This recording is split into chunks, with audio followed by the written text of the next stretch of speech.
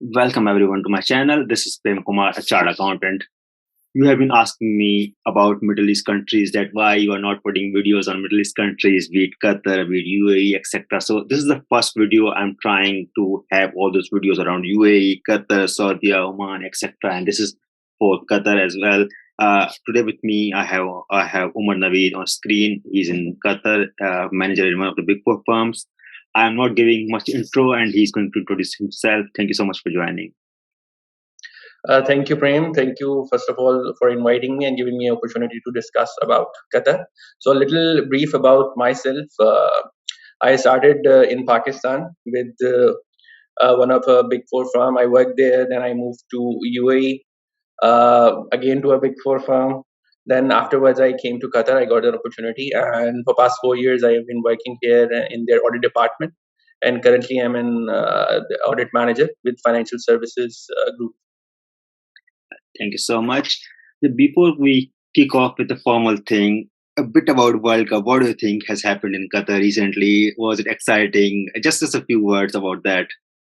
No, World Cup, atmosphere here was crazy. Like the management of the World Cup was really great. You guys must have been seeing through in the social media posts a lot of negative propaganda was going against the Qatar, but these guys managed it so well. Like now everybody is like praising them how the management was. I also watched few matches, so I can like guarantee like how the arrangements were. People were enjoying safety wise and the atmosphere and the services provided. It was a really good World Cup, and I think people and World Cups to follow will remember this World Cup forever. Right. All right. Let's get back to our formal thing now.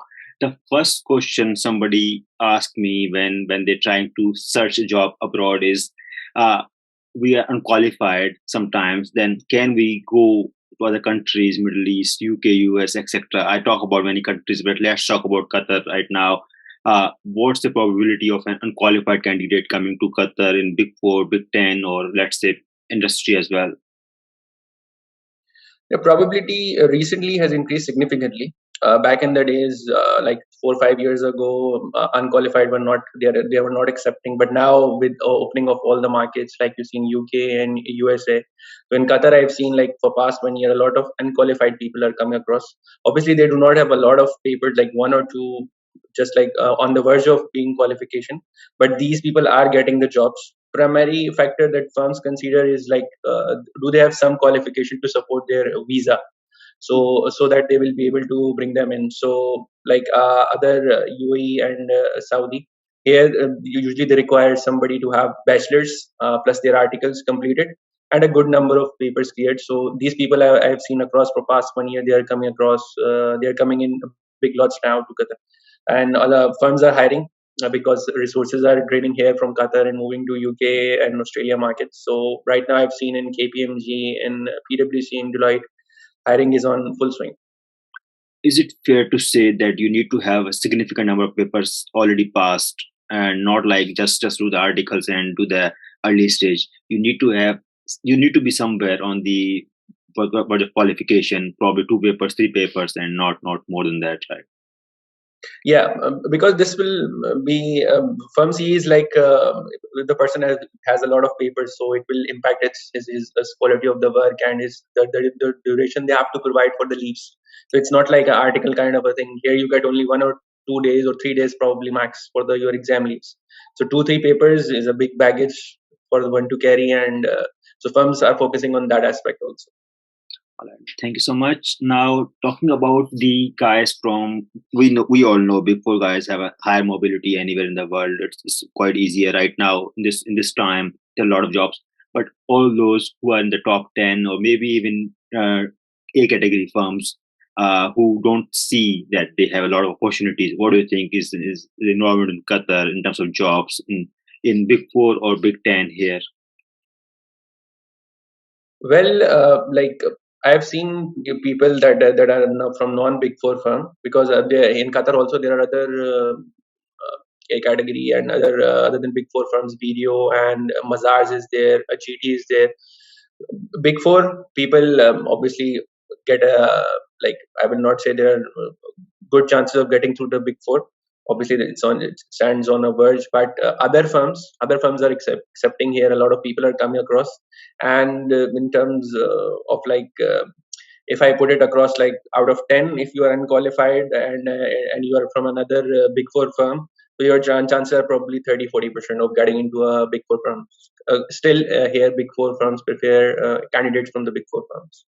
And I think there's a global fact phenomena because people sometimes feel like we are kind of aliens in Big Four and you are separate, but it's just another matter of a brand name. You just see Coca-Cola; it has its own name. You can't just say why people prefer Coca-Cola or maybe something else as well. So it's just the name and which delivers for somebody. But there are definitely job opportunities. All right. Now looking on the type of people that come in the firms in Qatar, we know accountants, of course, move VCA, ACCA, but do you think as SIMA, PIFA, or maybe graduates, anybody else usually comes across to the firms? They do come across like in Pakistan or per se in India. The opportunities for those graduates that are not per se accountants are in risk advisory and IT security sites. Audit, I have seen very few people joining in from the graduate backgrounds. There are few people who are staying with their parents in Qatar and all for a long time. So those graduates, like firm do have routes for them also that are locally available for those which firm do not have to obtain a visa and all and support them on the sponsorships. So these people, there is a program to support those people. But out of the country, graduates or other than accountants, there are very least possibilities. Only in risk advisory departments and IT consultancy they are being considered, but these are rare opportunities. In terms of audit, like there are humongous opportunities if somebody has experience. So right now Qatar market is open. Yeah, definitely something to consider in future for me as well. Okay. Now, looking on the opportunities, we talked about different departments, but we know in our country, or let's say even in India, uh, the main areas where we do the articles is either audit, tax, ERP, maybe transition advisory, etc. We all know about audit. There's a lot of opportunities, but what about other departments? Do you see people coming? Especially a lot of people ask about tax and ERP. That are there any opportunities over there? Well, taxation for sure. Like it's we do have in Pakistan and India. There are annual return filings that company have to do. So in April, per se in Qatar. So for tax department, I have seen a lot of people come across after audit. A humongous number of people are coming in the tax department, and probably with someone with indirect taxes or sale tax experience or VAT as such. So there are a lot of opportunities currently in Qatar because they are trying to implement their VAT somewhere probably next year or next to next year. So they are looking for those expertise. And in terms of if I talk about direct taxes like income tax and all, so there is a separate department in each of the big four firms. Obviously, the numbers are lower as compared to the audit people, but they do a lot of hiring in these departments also because of the nature of the business they have. And 4 or 5 months, they have a lot of work to do. So that's why they are getting in people from Pakistan and India because they have a prior knowledge of direct taxes, good knowledge. So they prefer people from there. Can I check if because the taxation laws differ across countries, right? That's one of the big concern of any taxation professional that I have experience. That's a good experience, but that's specific to that country. Sometimes, let's say ACCA guys just study UK tax, not even local tax as well. So, what do you think happens or maybe considered when they are trying to move, let's say, to Qatar? Because Qatar will have its own taxation laws, which they don't know. Taxation laws primarily like they are derived like they are similar. I've not called them same, but they are similar. Like 70 to 80% of the law that you have learned, may it be in ACCA for UK taxation or may it be Pakistani or Indian taxation law, they are same. And obviously, people are given opportunity to train first up. They are not directly let go to the clients and handle them. So it will not be similar, so same, but it is similar. So people are being considered if they have the relevant experience. If somebody has experience of implementing a VAT or sale tax experience in some other country, his experience will be equally valuable here. and he will be given the opportunity. Same goes for the income taxation people. And right now in consultancy and risk departments, if I see across, if somebody is coming across with IT security or IT audit background, so they have a lot of opportunities after cybersecurity risk and all increasing because of the COVID and all. A lot of companies are investing in it, and accordingly, funds are there to test their implementations. Firm's gonna earn revenues, a lot of revenues, anyways. Okay. Now there are two parts about. There are two final questions on the firms, and then we will move to industry a bit as well. So, number one is the salaries aspect of it. And what position usually somebody with experience of 3 years, let's say, or maybe 4 years gets hired on, and just a brief about progression, salaries, and the levels they get hired on. Well, if I talk about someone that is qualified with the 3 years of experiences coming across, they are usually hired at associate or assistant manager one level. So basically, for all of the firms here that I have seen across, before the manager, they have 3 levels to take in people depending on the experience. And if I go about like minimum one will be 3 years for a AM1 grade, then it will be AM2 grade, then AM3, and then the managers. So and like in terms of the salary ranges, if I talk about for different firms, it ranges between 12,000 to 18,000 before the manager I'm talking about, depending on the person's experience and the grade he is being hired across. It's more or less in between these ranges for all the big four firms here. And if somebody is unqualified, he's taken at one level lower than the assistant manager one, and their salaries are around 10 to 12,000. That is the range they're getting across. And usually, like if somebody is coming at a senior associate level, so it takes 4 to 5 years at least for him to reach out the manager role, because in between there are two progressions that are happening across. What I have seen is like probably it takes 4 to 5 years for a good resource to jump through from an associate level to a manager level. Yeah, no, I guess that's the same as Dubai as well, where you are hired at little lower position as well. I think it's a matter of when you are talking and you have experience, you have a very good interview, you just negotiate that part and try to come on a better salary. But when I think about it, sometimes we even see the labor, like some people, graduates etc., come into 4,000, 5,000 as well, and they are living not so good life. So as an accountant, if you are not even qualified, 10,000 is not a bad amount when you make an intentional move, and something to consider, be it ACCA, be it CA, or be it anyone else as well. Yeah, ACCA, CA are totally like similar. Like there is no differentiation that is created. At least in Middle East, I have not seen any differentiation that is created. They are equally treated in terms of the opportunities that they are offered across. And yes, for a bachelor person, like 10,000 or even 8-9,000 is a good amount to live across. Obviously, cost of living, as we have been saying in UK and all over the world, Dubai and Qatar, it's increasing. But even then, I will call it a good amount with a reasonable amount of the savings, because probably whoever is thinking of coming across to Middle East, they are probably focused on saving aspect of it. Yeah, I think that comes with the next question as well. So for one person, when you're coming alone, you can of course live with friends, share the apartment, etc. Then it comes the family that you have to buy your own apartment. I think it's worth talking about how it looks, the net position looks in both situations. Well, for a bachelor, if I talk about, they will probably like with a good style of living, not much lavish, but a good style of living with the one or two, probably 2-3 outings a month, and living at a good place in a shared apartment. So probably costing will come down to 4 to 5,000. They will end up spending and living a good life if somebody is bachelor. But if somebody has family and all, they have to take their own apartments, so they will end up spending around anything between 7 to 10,000, because they have to get their own apartment, and their other expenses will not be shared among the other colleagues that they have.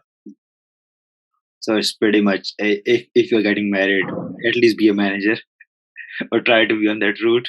Yeah, at least closer to that route, so then you will be enjoying life here. Well, no, that's been really helpful. Now, the bit about searching the job in Qatar, we all know there are different portals across for the firms across all countries. But specific to Qatar, how would anybody start their job search? Be it websites, be it LinkedIn, be it anything else. Well, primarily, I will call it based on it works for all of the Middle East. You need to have good connections with your seniors, with your friends that can refer you, because the people, a lot of people are applying on the portals and reaching out to the HR recruiters of these firms. But the amount of the CVs and data that are flowing into them, so they spend very minimum time on each individual profile. So if somebody can refer you, or somebody can put a good work or a good word or reference for you, it will help you across. I've seen people coming through the portal also, but majorly, if I put across in the terms of the percentage, 70 to 80% of the people can get through if they have a good referral in place, somebody who can refer their CVs to relevant managers, directors who are hiring across. I think that's pretty much true for every place. Sometimes I feel like people think referral is a bad thing, but it's not actually a bad thing. It's just a way you let your team know that there's somebody else who's good, and they should be welcome in the team. It is like somebody is giving you a chance to represent yourself or give an interview. Obviously, these by referrals, I do not mean that somebody will influence on your behalf to get you through. No, they can just put you across for an interview or consideration. Then it depends totally on the person's competence and his skill set whether he will get through or not. And even I would say referral isn't like you don't have a profile, but you will still get interviewed. It's not like that. Anybody who's referring you will see your profile first and will think if you really meet the requirements and objectives, etc. And then, of course, because it's all about credibility of that person as well, that somebody is referring you. So if you are reaching out to us for referral, please make sure you have the experience and relevant qualifications. Relevant experience is really the matter. If I put across, if somebody is having insurance experience these days, they are a hot item for Qatar right now. If they have a good insurance experience, so their CVs, their profiles get through easily, and they are being considered by the recruiters. Also, they are given chances to speak about their experiences. They have a good profile. Right now, it's the time.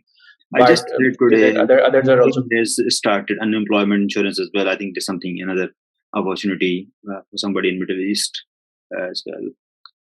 Now, looking at the life, well, before life, something about industry. We talk about farms, there are opportunities, but do you think people, especially the ACCA guys, come to the industry in Qatar directly and not in the farms? From out of Qatar, like very rarely I've seen across like people coming across my seniors or even my colleagues that have been working in Pakistan or per se, but I've very rarely seen people coming across. Industry here is like kind of, I will put it across as limited in terms of accepting people from outside. They prefer the people who are inside the country already and who have market knowledge and market experience, probably banking, insurance, or oil and gas. So they prefer to hire the people locally. And just on the second, if I put it on the second way, like if somebody is working here in auditing firm and he is trying to go into the industry, but I have seen across in past 4 years, opportunities are limited, but very good opportunities are there if somebody is going through to or making through to the industry. So as compared to the firms, they have a really good profile, high packages, and job security is good with the government and government companies that I've seen across. But opportunities are very low in the industry currently, which I have seen across. I just remembered a very interesting question. In Saudi, they were trying to do a process whereby Saudi nationals were being preferred across other nationalities and probably being replaced as well. So, what does it look like here? Is there anything like that?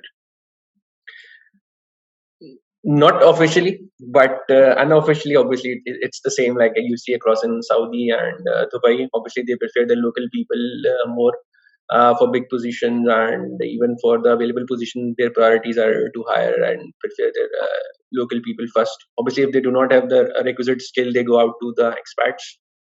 Mm-hmm. But it remains the same. Similar thing is happening here. Okay. All right. So I think last bit about this video is the aspirations or the career in Qatar in short term and long term. a career move outside the country is a difficult move, and you really need to consider a lot: money, career, family, etc., etc. There's a lot going on. So, is it worth moving to Qatar for short term and then long term? What I see it, I put it across, and if people ask me, like young guys who are just finishing their articles and all, I always give them two things to think about.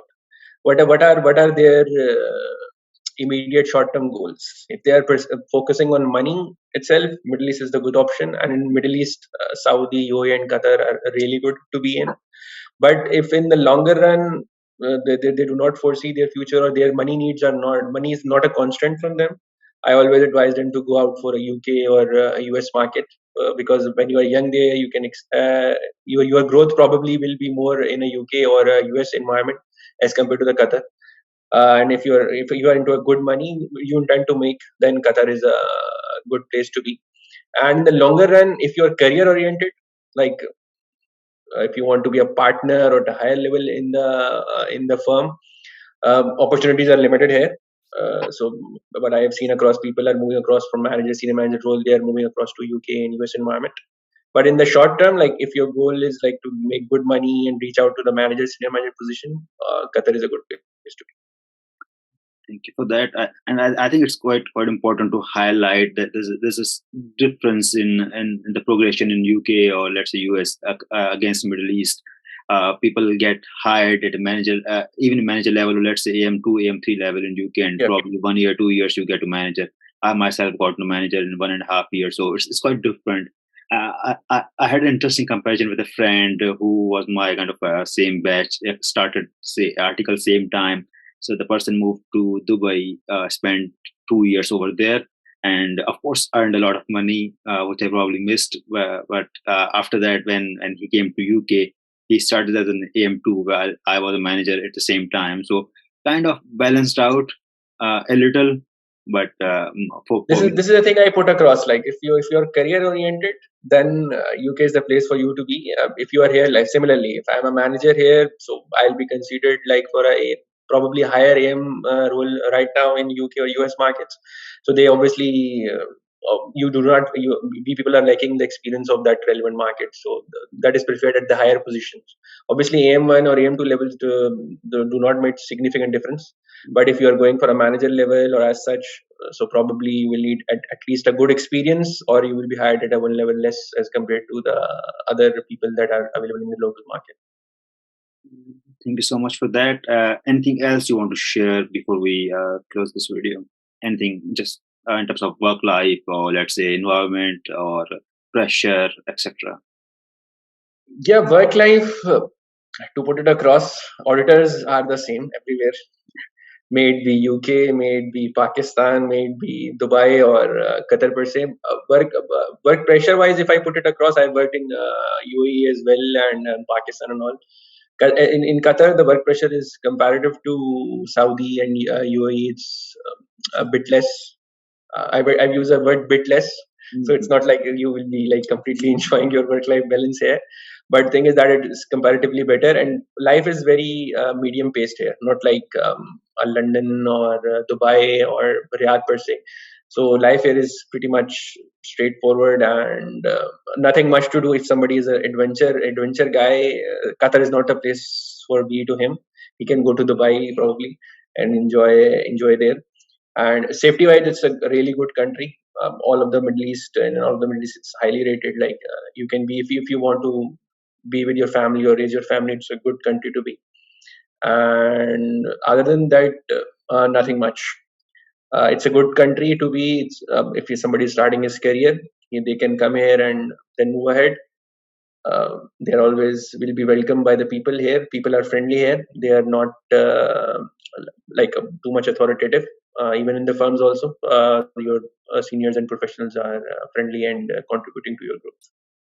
And thank you so much for that. And I'll just try to conclude this. So if you want to make a move to Qatar, think about your priorities first. What do you want? Do you want money? If you want money, then Middle East is, of course, the best option for you.